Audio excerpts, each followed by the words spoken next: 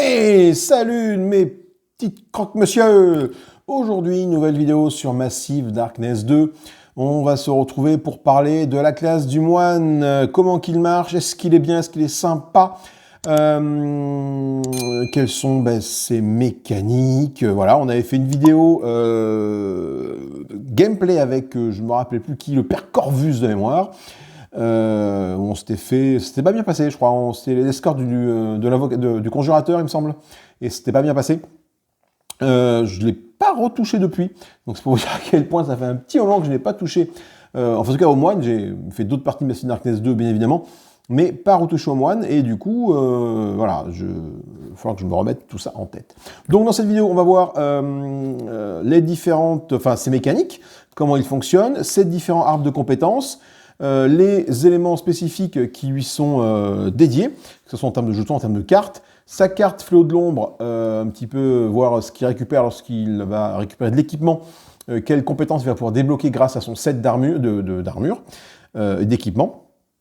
Et les trois personnages de cette classe du moine, voir un peu qui ils sont et comment ils fonctionnent, quelles sont leurs capacités spéciales. Et puis voilà. Je vous dis à tout de suite après le générique. Allez, on est parti pour Massive Darkness 2 Hellscape, où on va parler de la classe du moine. Les voici, les voilà.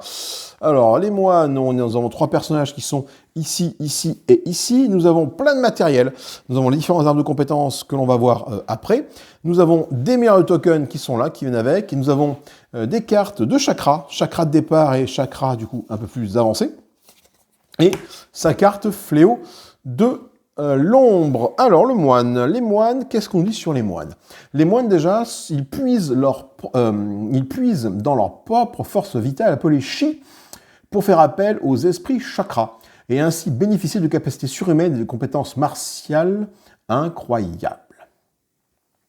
Ils ont fait vœu de protéger les vivants et ont rejoint les porteurs de lumière dans leur quête pour abattre définitivement les ténèbres. Alors, qu'est-ce qu'on me dit au niveau de la mise en place? Quand on prend en place le chaman, on va prendre les 4 cartes chakra départ en main. Donc, on va gérer une main de cartes. Et on va choisir bien évidemment une compétence de niveau 1 et ajouter les chakras indiqués dans notre main. On conserve les autres chakras à portée de bord du tableau, de bord de héros. Et on prend les 30 pions moines qu'on met également à portée du tableau. Alors, on nous dit au démarrage de choisir 4 cartes chakra. Enfin, de prendre les 4 cartes chakra qui sont de départ. Alors, les voici, il y a marqué chakra de départ ici, hein, donc on ne va pas se tromper. On va voir après ce qu'elles font. Je finis un peu l'explication du gameplay du moine. Au début de son tour, le moine doit jouer une de ses cartes chakra en la plaçant face visible devant son tableau de bord. Cette carte devient le chakra actif pour le round d'en cours. Les chakras actifs sont défaussés au début de la phase des héros. Donc c'est-à-dire que tu vas avoir un chakra actif pour tout le round, et au début de la phase des héros, il est défaussé. Donc ça veut dire que si jamais tu ne joues pas en premier au prochain tour, eh bien tes copains ne vont pas pouvoir bénéficier d'un éventuel chakra, parce que le chakra, tu le mets quand c'est ton tour de jeu. Donc si tu joues en dernier, tu mettras ce chakra à la fin, et du coup, tu ne pourras pas en faire bénéficier les petits copains. Certains chakras possèdent des effets qui se déclenchent au début du tour.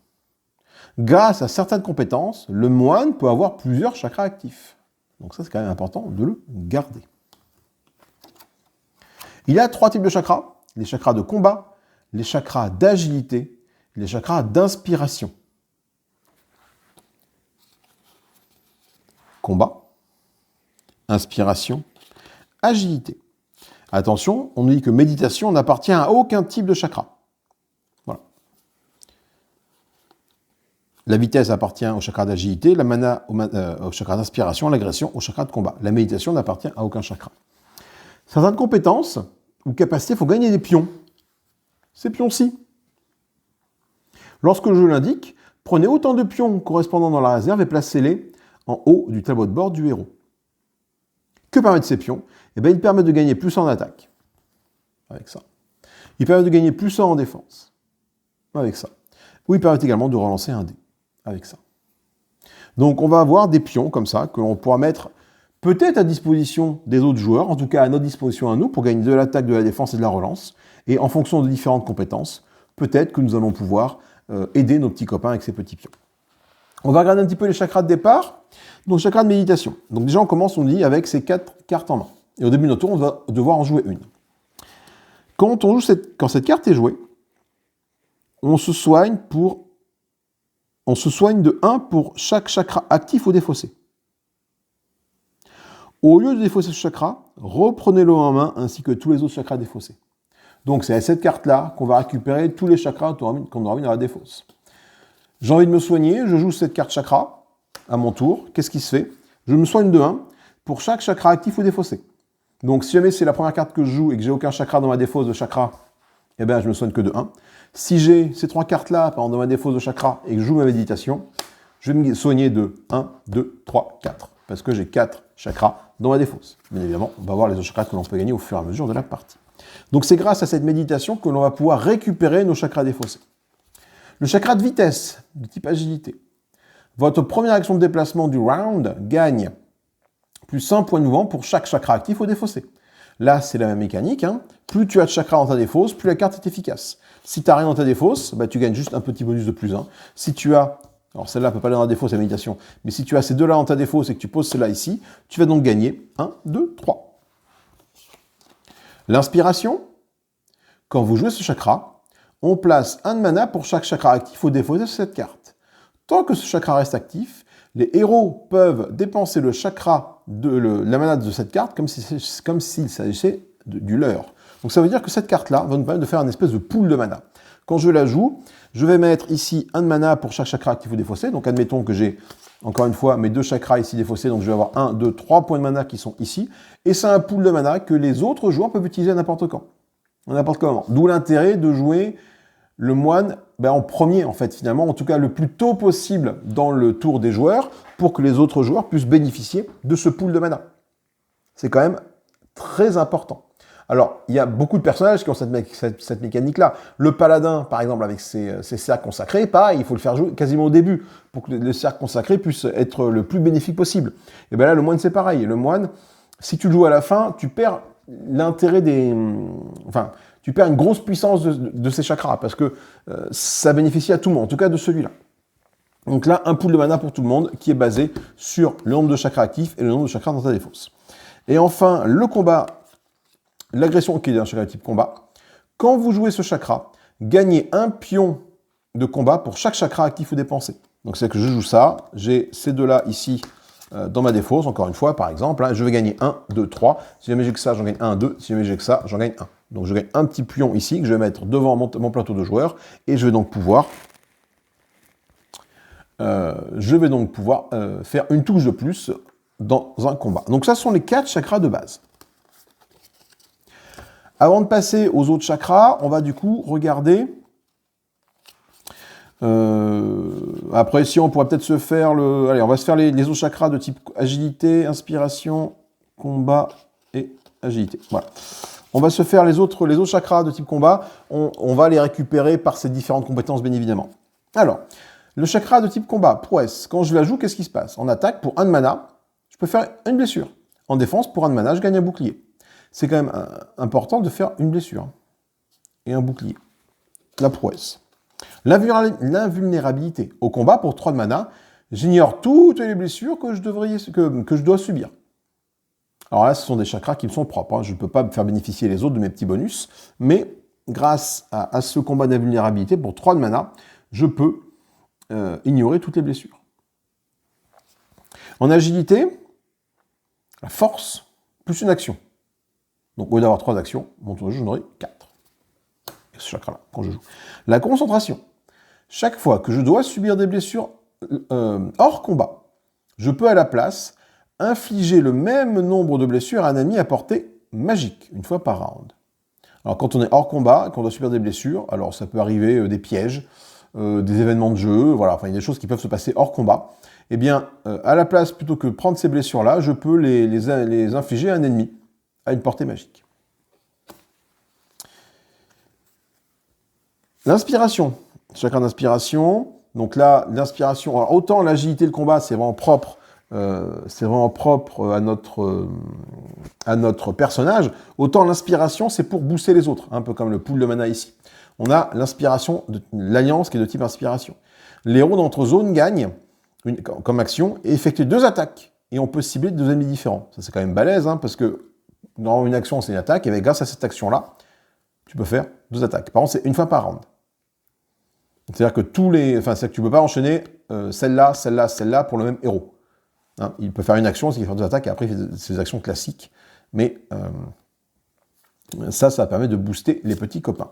Et l'ombre, la zone comme votre zone, également comme zone d'ombre.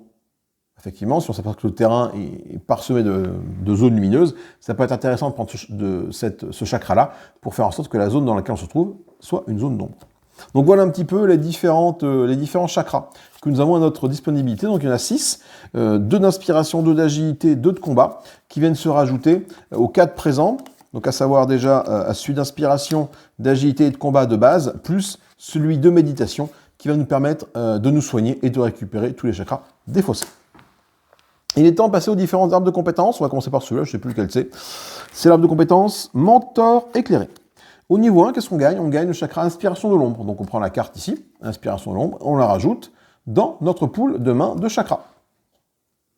Quand vous jouez un chakra d'inspiration... Alors du coup, effectivement, en plus de jouer cette carte-là qui fait cette zone-là, comme on se spécialise dans cet arbre de compétences, on a des petits bonus en plus. Quand vous jouez des chakras d'inspiration, donc typiquement l'ombre, typiquement le pool de mana, et l'autre c'est l'alliance, hein, dont on vient de voir. Voilà. Soignez chaque héros de votre zone de 1. Très bien, donc un petit sort de zone. Chacun d'entre eux gagne également un pion d'attaque ou de défense. Donc grâce au mentor éclairé, je vais pouvoir distribuer à mes petits copains, en tout cas tous ceux qui sont dans ma zone, un pion d'attaque ou de défense en fonction de leurs besoins. Donc ça c'est le niveau 1. Le niveau 2, quand je joue un chakra d'inspiration, je soigne chaque héros de ma dalle de 1. Alors attention, on était sur la zone, donc vraiment la case dans laquelle on est sur le plateau, et là on est sur la dalle. La dalle, c'est l'ensemble de cases. Donc tout le monde se soigne de 1, donc c'est un petit soin de zone, mais du coup ça porte vraiment sur toute la dalle, et chacun d'entre eux gagne un pion d'attaque ou de défense. Donc là on cible la zone, là on cible la dalle. Au niveau 3, on va gagner du coup l'inspiration alliance, que voici. Voilà. Et quand on joue un chakra d'inspiration, chaque héros se soigne de 2. Donc là, peu importe qu'il soit dans la zone ou sur la dalle, là c'est chaque héros. Donc il peut être à l'autre bout du donjon, il va pouvoir être soigné de 2. Et il gagne également un pion de puissance, de touche, ou un pion de défense. Donc là, le mentor éclairé, on est vraiment sur une spécialisation pour aider ses petits copains, un petit support. Les arts martiaux. Les arts martiaux, du coup, orientés cette fois-ci combat. Hein, vous voyez que quand on prend la branche arts martiaux, on va gagner des chakras de combat. Donc là, le combat prouesse, dont on a vu tout à l'heure, prouesse, on a vu que ça faisait, pour un de mana, je fais plus une blessure, et pour un de mana en défense, en attaque plus une blessure, en défense, plus un bouclier. Alors attention, on est sur plus une blessure, hein, on n'est pas sur une touche. Parce que je rappelle que les touches peuvent être absorbées par les boucliers adverses. Là, on est vraiment sur une blessure. C'est que tu passes vraiment l'armure du gars. Alors, on peut effectuer des actions d'attaque de mêlée sans aucune arme. C'est-à-dire que je peux me battre à main nue. Et si mes 2 armes sont vides, je gagne plus un dé jaune et plus une touche. Donc là, on est vraiment en mode combat à main nue, donc plus un dé jaune, plus une touche, si mes 2 mains sont vides. L'action arts martiaux de rang 2, donc on obtient au niveau 3. Je peux effectuer des attaques d'armes de mêlée sans aucune arme. Alors là, c'est différent. Si une de vos mains est vide, vos attaques de mêlée gagnent plus une touche. Donc c'est que je peux très bien avoir une arme à une main dans une main et bénéficier des arts martiaux pour taper avec mon autre main. À la place, si vos 2 mains sont vides, là, je gagne 2 dés jaunes, 1 dé orange et une touche. Donc là, tu te spécialises vraiment dans le combat à main nue. Et là, tu gagnes le chakra invulnérabilité, donc celui qui te permet au combat d'ignorer toutes les blessures que tu aurais dû subir, pour 3 de mana. Je peux effectuer des actions d'attaque sans aucune arme, comme tout à l'heure. Pour chaque main vide, vos attaques de mêlée gagnent plus 1 dé jaune, 1 dé orange de touche. C'est-à-dire que si je me bats avec mes 2 mains vides, j'ai droit à 2 dés jaunes, 2 dés orange et 4 touches. Donc là, tu es en mode bulldozer. Hein. Donc ça, c'est la seconde spécialisation, les arts martiaux, qui donnent accès au chakra de combat. Menteur éclairé au chakra d'inspiration. Et enfin, on va regarder ici le coup de pied sauté qui te donne accès au chakra d'agilité. Donc avec le concentration, tu gagnes en premier. Et qui te dit que chaque fois que tu dois subir des blessures hors combat, tu peux à la place les mettre à quelqu'un d'autre, à un autre ennemi. Donc, le niveau, c'est coup de pied sauté. Après avoir effectué une action de déplacement, je peux dépenser 1 mana pour lancer un dé orange. J'inflige un nombre de blessures égal aux touches à un ennemi dans la zone. Donc je me déplace, coup de pied sauté pour 1 mana, je lance un dé orange. Si jamais je fais 3 épées sur mon dé orange, hop, c'est 3 blessures directes sur l'ennemi. La version améliorée de rang 2 du coup de pied sauté, c'est après avoir effectué une action de déplacement, je peux dépenser 2 mana pour lancer autant. Non, je peux dépenser jusqu'à 2 de mana pour lancer autant de dés orange. Donc si je dépense 2 de mana, 2 dés, 1 de mana, 1 dé. Et j'inflige un nombre de dégâts égal au nombre de boucliers aux ennemis. Un nombre de blessures aux ennemis. Et le niveau 3, c'est encore la même chose, mais cette fois-ci on peut aller jusqu'à 3 de mana pour lancer autant. Donc après un déplacement, 3 de mana, hop, je lance 3 dés orange et l'ennemi prend autant de dégâts que j'ai fait d'épée. Et on gagne l'agilité force ici qui me dit que je peux avoir plus une action. Donc ça c'est quand même pas mal. Donc on a vraiment 3 branches distinctes. Le menteur éclairé qui est vraiment du support pour les petits copains. Les arts martiaux où tu vas combattre à main nue, enfin en tout cas on t'encourage à combattre à main nue et tu gagnes des combats des chakras de type combat. Et les coups de pied sautés où après un déplacement tu fais un gros wouah dans la tête des ennemis et tu leur infliges un dé orange de dégâts en fonction de la mana que tu vas dépenser au fur et à mesure des niveaux, bien évidemment. Les arbres secondaires. Celui-ci, c'est quoi? Celui-ci, c'est l'esprit acéré que tu obtiens au niveau 2. Quand tu joues un chakra, tu peux renvoyer une carte chakra défaussée du même type, agilité, combat ou aspiration, dans ta main, si vous défaussez une autre carte chakra non méditation. Donc ça veut dire que j'ai, admettons, j'ai ça dans ma défausse, j'ai agité dans ma défausse, j'ai ça et ça en main, voilà, j'ai ça en main, voilà. Je joue une carte chakra, je joue une carte agilité chakra ici. Voilà, je joue cette carte agilité. Je peux renvoyer une carte du même type dans ma main. Donc je peux récupérer l'agilité qui est là, mais à condition de défausser une carte, mais pas la méditation. Je défausse le combat agression qui me sert. Du coup, pas rien pour cette action de tour, admettons. Et ça me permet de récupérer cette carte agilité pour le prochain tour.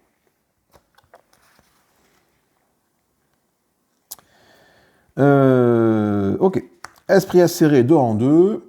Quand je joue une carte chakra, je peux envoyer une carte chakra défaussée dans ma main si je défausse une autre carte chakra non méditation. Donc là, du coup, il n'y a plus la restriction au niveau du type de chakra. Là, c'est vraiment, je joue une carte chakra, je défausse une autre carte de ma main et je peux récupérer une carte chakra de ma défausse. Donc ça me permet de récupérer mes cartes chakra plus rapidement que si je jouais ma carte méditation et en perdant un tour, grosso modo, en jouant ma carte méditation pour me soigner et récupérer tous mes chakras. Avec ça, je peux faire tourner plus facilement mes chakras et les récupérer plus vite. C'est-à-dire que mon agression qui est ici, si je veux la récupérer, ben normalement je devrais jouer méditation, rien faire pendant ce tour, mis à part me soigner et récupérer la méditation. Tandis que là, avec cette capacité-là, je peux jouer une carte de type combat, comme agression c'est du combat, la jouer là et la récupérer parce qu'elle est dans ma défausse, et le tour d'après, je pourrais m'en servir. Sans avoir à jouer la carte méditation. Et enfin, on a la pluridisciplinarité. C'est pas facile ça, pluridisciplinarité. Voilà. Donc, épuiser cette carte en l'inclinant pour jouer 2 cartes chakra non méditation ce tour-ci. Donc c'est-à-dire que ça, je ne peux pas le faire quand je veux. Donc c'est que je l'épuise, je la tourne, je la tape, enfin, c'est ce que vous voulez. 2 cartes non méditation ce tour-ci, bah forcément carte méditation il y en a qu'une, mais je peux jouer 2 cartes chakra en même temps. Elles doivent être de type différent. Donc je ne peux pas jouer de combat, je ne peux pas jouer d'inspiration, je ne peux pas jouer de agilité. Je restaure cette carte quand je joue méditation. Voilà. Donc une fois jusqu'à ce que je joue méditation, en gros, je peux faire ma pluridisciplinarité pour avoir 2 cartes chakra actives. Bon, après mon tour, à la fin du tour des héros, hop, elles vont dans la défausse et je ne peux plus le faire, mais pendant un tour, j'aurai 2 chakras actifs. Donc elles doivent être de type différent, mais ça peut être quand même bien sympa pour aider les petits copains. Ensuite, la version 4, la version améliorée, j'épuise cette carte en l'inclinant pour jouer 2 cartes chakra non méditation ce tour-ci. Voilà, donc là, Encore une fois, il y avait une restriction sur les types. Là, il n'y a plus de restriction. Quand je suis à ce niveau-là, je peux jouer deux cartes chakra de n'importe quel type. À un moment donné, j'épuise cette carte-là, je fais une méditation, je la récupère. Voilà. Mécanique assez simple, en fait. Mécanique vraiment simple. Et là, on avance sur du deck de cartes. Alors, pas de deck building, parce que bon, on ne peut pas appeler ça du deck building, mais on est sur la gestion de cartes. Fléau du moine, qu'est-ce qu'il fait? Alors, Fléau du moine, son équipement de Fléau de l'ombre, quand j'ai deux objets mineurs, deux objets d'ensemble, au combat en +2, je peux ignorer un dé noir pour chaque chakra actif et défaussé. Donc, si j'ai un actif ici et 4 défaussés, je peux ignorer 4 dés noirs dans un combat, en claquant 2 de mana. Si j'ai un set complet, on combat en 2, j'ignore un dé noir et j'inflige une blessure à l'attaquant ou défenseur pour chaque chakra actif ou défaussé. Donc c'est la même que là, mais en plus j'inflige une blessure. Donc si j'ai 4 chakras actifs et défaussés au total, j'ignore 4 dés, j'inflige 4 blessures à l'ennemi attaquant. Ou défenseur, pardon, autant pour moi. L'attaquant au défenseur, ok. Alors pourquoi est-ce que je mets de la différence ici entre là et là, je ne sais pas trop.